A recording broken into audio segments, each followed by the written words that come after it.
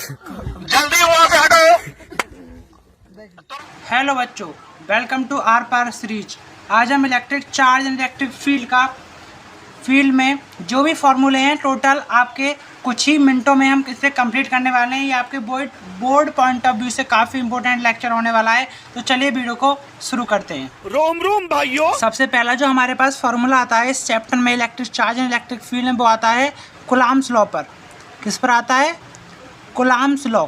इसमें सिर्फ हम फॉर्मूले डिस्कस करेंगे जो आपके बोर्ड पॉइंट ऑफ व्यू से रैपिड रिवीजन के लिए काफ़ी इंपॉर्टेंट होने वाला है। तो इसका हमारा फॉर्मूला होता है force is equal to 1/4 pi epsilon naught Q1 Q2 upon R square. जो यहाँ पर हमारे 1/4 पाई एप्सिलॉन नॉट की वैल्यू होती है 9 × 10⁹। Q1 एंड Q2 हमारे चार्ज होते हैं, एप्सिलॉन नॉट होता है हमारा परमिटिविटी, और जो हमारा एप्सिलॉन नॉट है इसकी हमें वैल्यू भी गिवन होती है 8.85 × 10⁻12। लेकिन हमें अगर ये पूरा गिवन है तो हमें सिर्फ ये वाली वैल्यू लगानी है, इससे हमें कोई लेना देना नहीं है। ठीक है। इसके बाद हमारे पास सेकंड फार्मूला आता है डाइलेक्ट्रिक कांस्टेंट का। किसका? डाइलेक्ट्रिक कांस्टेंट का हमारे पास ये सेकंड फार्मूला आता है, जिसमें हम पढ़ेंगे ER और R। हम इसे ER या फिर R से डिनोट करते हैं, और इसका फॉर्मूला होता है E/E0।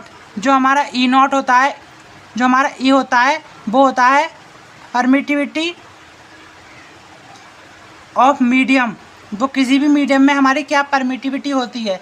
अगर आपको कोई मीडियम गिवन नहीं है क्वेश्चन में तो हम हर जगह पर E0 का इस्तेमाल करेंगे, और ये होती है परमिटिविटी ऑफ वैक्यूम। ठीक है, E0। इसके बाद हमारे पास जो नेक्स्ट फार्मूला आता है, एक मिनट रुकिए, इसके बाद जो हमारा थर्ड फार्मूला है वो है हमारे पास इलेक्ट्रिक फील्ड इंटेंसिटी। किसका? इलेक्ट्रिक फील्ड इंटेंसिटी का। काफ़ी इंपॉर्टेंट फार्मूला है, कई जगह पर इस फार्मूले का यूज हुआ है। तो ये है E = F/Q। E हमारे यहाँ पर इलेक्ट्रिक फील्ड है, F फोर्स है, Q चार्ज है। ठीक है। उसके बाद हमारे पास फोर्थ फार्मूला आता है इस चैप्टर में electric field due two point charge. Electric field due two point charge, ये काफ़ी इंपॉर्टेंट फार्मूला है यहाँ पर हमारा, जो इस चैप्टर में हमारा यूज होने वाला है। E = 1/4 pi epsilon not Q/R square. ये हमारे पास पॉइंट चार्ज के लिए फार्मूला आता है इलेक्ट्रिक फील्ड का। हमने पहले यहाँ पर फोर्स का फार्मूला पढ़ा है 1/4 पाई एप्सिलॉन नॉट। इसमें हमने वैल्यू पढ़ी है 1/4 पाई एप्सिलॉन नॉट की वैल्यू है 9 × 10⁹। इसी तरह से हमारा ये R जो है इसके बीच का डिस्टेंस है 1/4 पाई एप्सिलॉन नॉट की वैल्यू आपको पता ही है। इसके बाद हमारे पास जो फिफ्थ फार्मूला आता है वो आता है डाइपोल मोमेंट का। डाइपोल मोमेंट का काफ़ी इंपॉर्टेंट फार्मूला है, जो आपके कई चैप्टर में यूज होने वाला है, लेकिन अलग अलग तरीके से यूज होने वाला है। इसे हम देखते हैं, इसे हम डिवाइड करते हैं P से। ठीक है। इसका फॉर्मूला होता है हमारा P = Q × 2A। Q जो होता है ये हमारा चार्ज होता है, और जो 2A होती है पूरी डिस्टेंस होती है हमारी। ऐसा मत समझना कि अगर हमें एक ही वैल्यू निकालनी है तो 2 को हम नीचे ले जाएंगे। ये 2A हमारी पूरी डिस्टेंस होती है। जैसे अगर ये हमारे पास डाइपोल है, ये +Q और ये -Q, तो इसकी पूरी डिस्टेंस हमारे पास ये 2A है। ठीक है, समझ में आया? उसके बाद बढ़ते हैं आगे। इसके बाद जो हमारा 6th and most important formula इस एक्सरसाइज में यूज होने वाला है, एक हमारा एक्सियल लाइन का है और एक इक्वेटोरियल पॉइंट का है। पहला हम देखते हैं electric field due to axial line. Electric field due to axial line का जो हमारे पास फार्मूला होता है वो होता है E = 1/4 pi epsilon not P 2x/x² A square का होल स्क्वायर।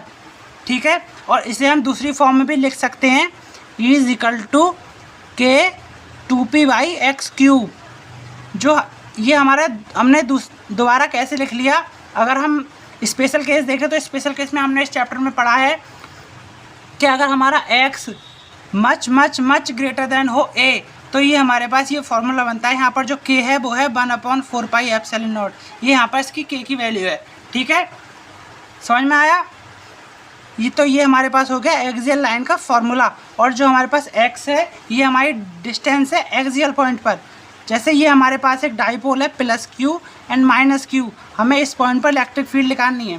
तो अगर हम डाइपोल के सेंटर से एक पॉइंट ड्रॉ करें तो इस डिस्टेंस को बोलते हैं हम x, ठीक है। इस डिस्टेंस को हम x बोलेंगे। कि आपको पता ही है p होता है डाइपोल मोमेंट, जो हमने पहले फॉर्मूला पढ़ रखा है। चलिए अब बढ़ते हैं आगे। नेक्स्ट हमारे पास 7th फॉर्मूला है electric field due to equatorial point. तो इलेक्ट्रिक फील्ड हमारे इक्वेटोरियल पॉइंट पे इसका फॉर्मूला होता है E is equal to 1/4 pi epsilon naught KY(x³। और हम इसे ऐसे लिख सकते हैं 1/4 पाई एप्सिलॉन नॉट को लिखते हैं हम सॉरी ये यहाँ पर P है P, तो ये हमारा KP/x³। ये दोनों के हमारे इलेक्ट्रिक फील्ड के फॉर्मूले हैं जो आपको आगे चलकर यूज करने हैं। इसके बाद हमारे पास नेक्स्ट फार्मूला आता है 8 फार्मूला, और काफ़ी इंपॉर्टेंट फार्मूला है। हमारे पास फार्मूला है टॉर्क का। टॉर्क, जी हाँ, टॉर्क आप सभी जानते हैं, आपने क्लास 11 में पढ़ी होगी। Torque experience in dipole, torque experience in dipole, ये हमारे पास फार्मूला है। टॉर्क का फार्मूला है हमारे पास, इसे ऐसे हम टॉर्क बनाते हैं, torque is equal to P/E sin theta. P आप जानते हैं इलेक्ट्रिक डाइपोल, ये आपकी इलेक्ट्रिक फील्ड, ठीक है। उसके बाद हमारे पास जो नंबर 9 फार्मूला आता है इस चैप्टर का, वो आता है इलेक्ट्रिक फ्लक्स का। किसका? Electric flux. इसका फार्मूला होता है हमारा phi is equal to EA cos theta. ये उसके बाद हम बढ़ते हैं 10वें फार्मूले की तरफ। तो उसके बाद हमारा 10वां फार्मूला है गॉस थ्योरम पर। इस पर गॉस थ्योरम, और यहाँ से आपका 5 नंबर का क्वेश्चन पूछा जाता है। अभी हम आगे चल के एप्लीकेशन के बारे में डिस्कस करेंगे, वहाँ से हमारा 5 नंबर का फार्मूला क्वेश्चन पूछा जाएगा। इसका फार्मूला होता है Q/ε0। आप ε0 की वैल्यू जानते हैं, Q यहाँ पर चार्ज है और ये हमारे पास phi है, जिसे हम फ्लक्स कहते हैं, ठीक है। उसके बाद चलते हैं आगे अगर हम देखें तो हमारे पास इसका अगला फार्मूला है। कौन सा फार्मूला है? ये फार्मूला नंबर 11 इस चैप्टर का। फार्मूला नंबर 11 है हमारे पास एप्लीकेशन इसकी। अगर हमारे पास इलेक्ट्रिक फील्ड लाइन निकालनी है, electric field line due to infinite long wire, infinite long wire, अगर इनफाइनाइट लॉन्ग वायर की हमें इलेक्ट्रिक फील्ड निकालनी है तो उसके लिए हम कौन सा फार्मूला यूज करेंगे? तो फार्मूला होता है हमारे पास E is equal to λ/2πr epsilon naught. यहाँ पर आपके सभी कांस्टेंट है, बस एक लैम्डा को छोड़कर।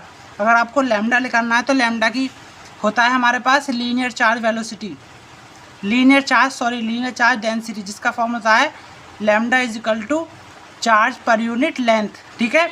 ये हमारे पास इसका फॉर्मूला होता है लैम्डा का। लैम्डा यहाँ पर इसकी लेंथ को डिनोट करता है।